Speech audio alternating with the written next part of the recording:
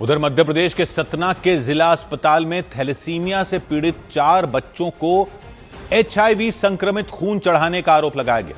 उन चारों बच्चों का इलाज बीते कुछ साल से सतना जिला अस्पताल से ही चल रहा था, लेकिन आरोप लगाया गया कि अस्पताल के ब्लड बैंक से उन बच्चों को जो खून चढ़ाया गया वो HIV संक्रमित था। बच्चों की तबीयत ज्यादा बिगड़ने पर जांच की गई तो वो HIV पॉजिटिव पाए गए। थैलेसीमिया से पीड़ित मासूमों को सतना के ब्लड बैंक से ही हर महीने ब्लड दिया जाता था। इसके बाद बच्चों के माता पिता का भी HIV टेस्ट करवाया गया, लेकिन सभी की रिपोर्ट नेगेटिव आई। इससे यह साफ हो गया कि बच्चों में संक्रमण माता पिता से नहीं पहुंचा, बल्कि अस्पताल में चढ़ाए गए खून के जरिए पहुंचा। 4 बच्चों के HIV संक्रमित होने से हड़कंप मच गया, क्योंकि बच्चों की जांच रिपोर्ट से यह भी पता चला कि जिला अस्पताल में इलाज के लिए लाए जाने से पहले बच्चों को HIV संक्रमण नहीं था। यानी आरोप लगाया गया कि जिला अस्पताल में चढ़ाए गए खून के जरिए ही उनके अंदर HIV संक्रमण पहुंचा। क्योंकि पीड़ित बच्चों के माता पिता का एक बार नहीं बल्कि 2 बार ब्लड सैंपल लिया गया और जांच की गई। दोनों बार रिपोर्ट नेगेटिव आई। हाँ, हमने पूछा तो बोले कि ब्लड चढ़ाने से हुआ इसको। अच्छा जी हाँ। HIV संक्रमित हो चुकी एक बच्ची के पिता के मुताबिक वो बीते 7 साल से जिला अस्पताल में बच्ची का इलाज करवा रहे हैं। नहीं, हमारे बच्चे को कंटिन्यू 2018 से चढ़ रहा है। अब हमारे बच्चे को लगभग महीने में 10 बॉटल ब्लड लग रहे हैं, हफ्ते में 3 बॉटल। अस्पताल प्रशासन उन मरीजों की जांच में जुट गया जिन्होंने बीते कुछ महीनों में ब्लड बैंक से खून चढ़वाया था, क्योंकि उनके भी HIV संक्रमित होने का खतरा बढ़ गया। 4 बच्चों के HIV संक्रमित पाए जाने के बाद सतना जिला अस्पताल प्रशासन ब्लड डोनर यानी खून देने वालों का भी पता लगाने में जुट गया, ताकि थैलेसीमिया के मरीज उन चारों बच्चों के HIV संक्रमित होने की वजह पता लगाई जा सके। जिला अस्पताल के ब्लड बैंक प्रभारी देवेंद्र पटेल के मुताबिक इसकी जांच शुरू कर दी गई कि HIV संक्रमित बच्चों को किन डोनरों का खून चढ़ाया गया था। मैंने लाइन लिस्ट बना लिया पूरे डोनर्स की, जितने ट्रेस हो पा रहे हैं उनको ट्रेस कर रहा हूँ। कोशिश कर रहा हूँ कि वो डोनर को सबको बुला के फिर से उनकी जांच कराई जाए, जिससे कि किसी और को उनसे अननोनली ना हो जाए। ब्लड बैंक प्रभारी के मुताबिक सतना जिला अस्पताल में आसपास के जिलों में मौजूद ब्लड बैंक से भी खून मंगवाया जाता है। ऐसे में जांच का दायरा बढ़ा दिया गया। उनके मुताबिक सभी जगहों पर खून लेने से पहले तय मानकों का सख्ती से पालन किया जाता है। सौभाग्य की एक बात यह कि यह कैसे नियम है कि सरकारी विभागों में काम करने वालों को किसी का डर ही नहीं होता। पहले झारखंड में हुआ था, अब मध्य प्रदेश के सतना जिला अस्पताल में 4 मासूम बच्चे जो थैलेसीमिया नाम की बीमारी से पीड़ित हैं, उन्हें अस्पताल के ब्लड बैंक से HIV वाला खून चढ़ा दिया गया। HIV वाला खून। ये बच्चे पहले से ही थैलेसीमिया से पीड़ित हैं। हर महीने उन्हें खून की जरूरत पड़ती है ताकि वो जी सकें, लेकिन अस्पताल वालों की लापरवाही से अब वो HIV से भी संक्रमित हो गए। क्या इतना बेसिक चेक भी नहीं करते सरकारी लोग? प्राइवेट में हुआ होता तो अस्पताल ही बंद करवाने पहुंच जाते यही अधिकारी। यहां पर लोगों पर एक्शन तो ले लोगे, लेकिन जब यह खतरा रहता है तो ये कैसे नियम है जिनका पालन ना करने पर कोई डरता भी नहीं है? थैलेसीमिया एक ऐसी बीमारी है जहां शरीर में खून ठीक से नहीं बनता। इन बच्चों को हर महीने ब्लड बैंक से खून चढ़ाया जाता था। सतना अस्पताल में यह सालों से चल रहा था, लेकिन हाल में उनकी तबीयत ज्यादा खराब हुई। जांच की गई तो पता चला कि HIV पॉजिटिव हो गए। माता पिता की जांच की गई, उनकी रिपोर्ट नेगेटिव आई। मतलब साफ है कि संक्रमण मां बाप से नहीं आया, बल्कि अस्पताल के खून से आया। और अभी तक उन लोगों को भी ट्रेस नहीं किया जा सका जिन्होंने वो संक्रमित खून दिया। कोई एहसान कर रहे हैं ये सरकारी ब्लड बैंक चलाकर? इससे बड़ी लापरवाही क्या हो सकती है? नियम कहते हैं खून के हर सैंपल का पहले HIV टेस्ट करना जरूरी है, यानी आपने नहीं किया ना। जांच के बिना कैसे बच्चों को खून चढ़ा दिया गया? यहां 4 बच्चों को खून चढ़ा दिया बिना ठीक से चेक किए, यानी आपने जहर दे दिया बच्चों को जो इलाज के लिए आए थे। ऐसा खून किसी बड़े आदमी को चढ़ा दिया गया होता तो कौन भरोसा करेगा इन अस्पतालों पर? इनका सिस्टम बनाने वाले अधिकारियों ने क्या सिस्टम बनाया है? खून की जांच आपने नहीं की, उनकी जांच करोगे या बस ब्लड बैंक के कुछ लोगों पर ही गाज गिरा दोगे? पब्लिक की जान की कोई कीमत नहीं। कह रहे हैं जांच हो रही है, 4 महीने हो गए, यह भी पता नहीं चला कि किन लोगों से वो खून आया था। कई और लोगों को भी वैसा खून तो नहीं चढ़ा दिया गया, यह भी पता नहीं चला है। भगवान ना करे किसी अधिकारी को ऐसा खून चढ़ा दिया गया होता तो इतने महीने लगाते आप पता करने में? रातों रात लाकर खड़ा कर देते उन लोगों को जिनकी लापरवाही से ही हुआ है। लेकिन आम पब्लिक के बच्चे हैं तो जांच ही चल रही है। पब्लिक के पैसे से तनख्वाहें किस बात की मिल रही हैं इनको? अगर कोई दुकानदार गलत सामान बेच दे तो दुकान सील कर देते हो, तो ये अधिकारी नौकरी कैसे किए जा रहे हैं? इनसे कुछ हो जाए तो पब्लिक साबित करे कि ये इनकी गलती है। बच्चे आपके सामने, अब ये साबित करें ना कि इनकी गलती से नहीं हुआ ये। अब ये बच्चे दो दो बीमारियों से जिंदगी भर लड़ेंगे। ये अधिकारी लोग करवाएंगे इनका इलाज जीवन भर। और क्या पता कितने मरीजों को आपने संक्रमित खून चढ़ा दिया, डोनर तक तो ट्रेस नहीं हो रहे आपसे। क्या लिखा पढ़ी करते हो आप? पब्लिक से दुनिया जहान के कागज भरवाते रहते हो, 10 तरह के कागज मांगते हो, इलाज कैसे ऐसे करते हो जैसे एहसान कर रहे हो। और जब आपसे गलती हो गई तो आपके पास रिकॉर्ड तक नहीं है। पब्लिक क्यों दे अपने पैसों से ऐसे लोगों की तनख्वाहें? सारी जिंदगी इन बच्चों के खर्च की जिम्मेदारी इनसे क्यों नहीं वसूली जाएगी? पहली बार तो हो नहीं रहा ऐसा। कोई डर तो बैठे इन लोगों के मन में।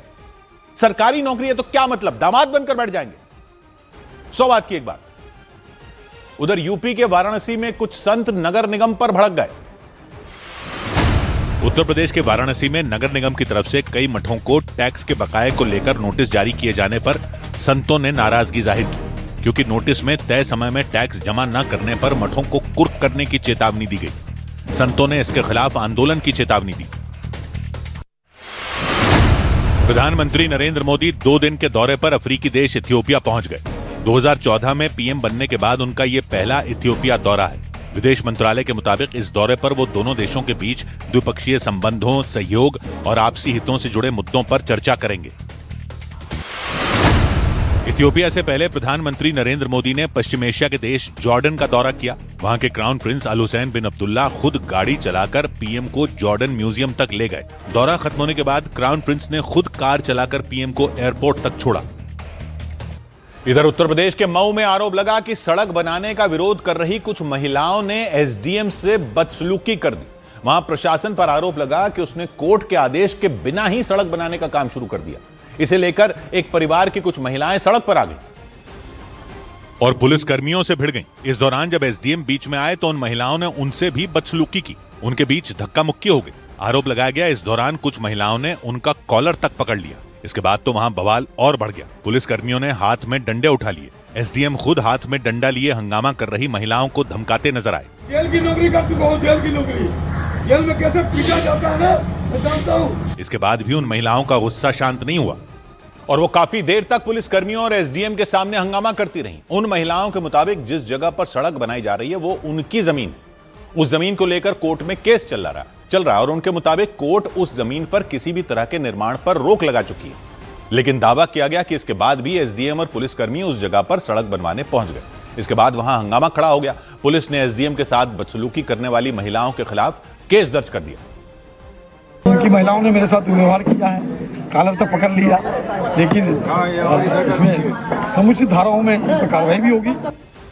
एसडीएम के मुताबिक उन महिलाओं ने सरकारी काम में बाधा डालने की कोशिश की और रोकने पर उनके साथ बदसलूकी की। उधर मध्य प्रदेश के खंडवा के स्कूलों में ई अटेंडेंस की वजह से शिक्षकों की मुश्किलें बढ़ गई। खंडवा के सरकारी स्कूलों के शिक्षकों को रोज एक ऐप पर ई अटेंडेंस लगानी पड़ती है, लेकिन कुछ गांव के शिक्षकों के लिए ये ई अटेंडेंस आफत बन गई, क्योंकि उन शिक्षकों के मुताबिक उनके स्कूल में मोबाइल नेटवर्क ही नहीं आता। इसकी वजह से उन्हें रोज स्कूल के आसपास घूम घूम कर नेटवर्क ढूंढना पड़ता है। खंडवा के गजवाड़ा गांव के स्कूल के एक टीचर नेटवर्क की तलाश में स्कूल से 50 मीटर दूर पहुंच गए। 50 मीटर हो गया, 40 मीटर तो नहीं ले रहा है वो, 10 मीटर 15 मीटर से लेता है। फिर क्या करेंगे? अब अंदर जाएंगे? अंदर तो नहीं लग पाएंगे ना, फिर और बाहर आएंगे।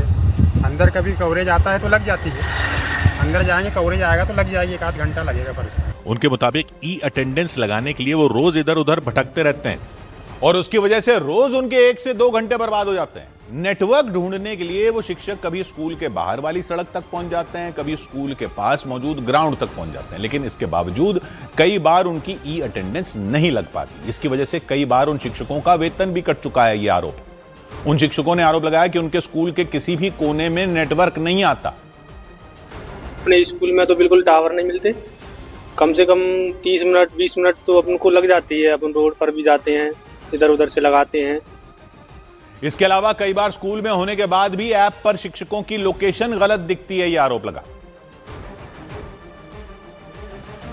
इसकी वजह से शिक्षकों के लिए ई अटेंडेंस लगाना बड़ी मुसीबत बन गया और इसीलिए शिक्षकों ने सरकार से अपील की कि ई अटेंडेंस के अलावा उन्हें ऑफलाइन अटेंडेंस लगाने का भी विकल्प दिया जाए। उन शिक्षकों के मुताबिक उनके स्कूल के आसपास मोबाइल नेटवर्क के लिए कोई टावर नहीं और इसीलिए उनके स्कूल में नेटवर्क नहीं आता और वो ऐप पर ई अटेंडेंस नहीं लगा पाते। अटेंडेंस लगाने में कोई दिक्कत नहीं है, समस्या ये है कि मतलब कवरेज नहीं मिलता है। उन शिक्षकों ने अपील की कि तकनीकी खामियों को दूर किया जाए ताकि वो स्कूल में रहकर ही अपनी अटेंडेंस लगा सकें। इसे लेकर प्रशासन ने भरोसा दिया कि जिन इलाकों में नेटवर्क की दिक्कत हो रही है उन इलाकों में अटेंडेंस लगाने का दूसरा विकल्प ढूंढा जाएगा। सौ बात की एक बात यह कि सरकारी अधिकारी लोग जो नियम बना देते हैं वो क्या चेक नहीं करते कि नियम लागू कैसे होगा। स्कूलों में टीचरों की अटेंडेंस का नियम बना दिया कि मोबाइल पर ऐप से हाजिरी लगेगी ताकि लोकेशन पता चले कि टीचर स्कूल में है भी या नहीं। बहुत अच्छा सोच लिया आपने, लेकिन चेक किया कि स्कूल की लोकेशन पर मोबाइल का नेटवर्क भी आ रहा है या नहीं। कई गांवों के शिक्षक रोज सरकारी ऐप पर ई अटेंडेंस लगाने की कोशिश में अपनी जान खपा रहे हैं। खंडवा के गांवों जैसे गजवाड़ा किशुन में सरकारी स्कूलों के शिक्षक रोज सुबह स्कूल पहुंचते हैं, बच्चों को पढ़ाने के लिए तैयार होते हैं, लेकिन सबसे पहले उन्हें मोबाइल नेटवर्क ढूंढना पड़ता है। क्यों? क्योंकि उनके स्कूल में नेटवर्क ही नहीं आ रहा, कोई टावर ही नहीं है आसपास। ऐप पर अटेंडेंस लगाने के लिए वो स्कूल से 50 मीटर, 100 मीटर, कभी आधा किलोमीटर से भी ज्यादा दूर सड़क पर जाते हैं, पेड़ पर चढ़ते हैं, ऊंची जगह पर भटकते रहते हैं कि सिग्नल मिल जाए। कह रहे हैं 1-1, 2-2 घंटे बर्बाद हो जाते हैं सिर्फ हाजिरी लगाने में, और नहीं लगी तो सैलरी कट जाती है। एक शिक्षिका ने बताया उनके 4000 रुपए तक कट चुके हैं। पैसा उनका जा रहा है और टाइम किसका जा रहा है? बच्चों का। बच्चों के पढ़ाने के टाइम में मोबाइल का सिग्नल ढूंढ रहे हैं तो पढ़ा क्या रहे होंगे।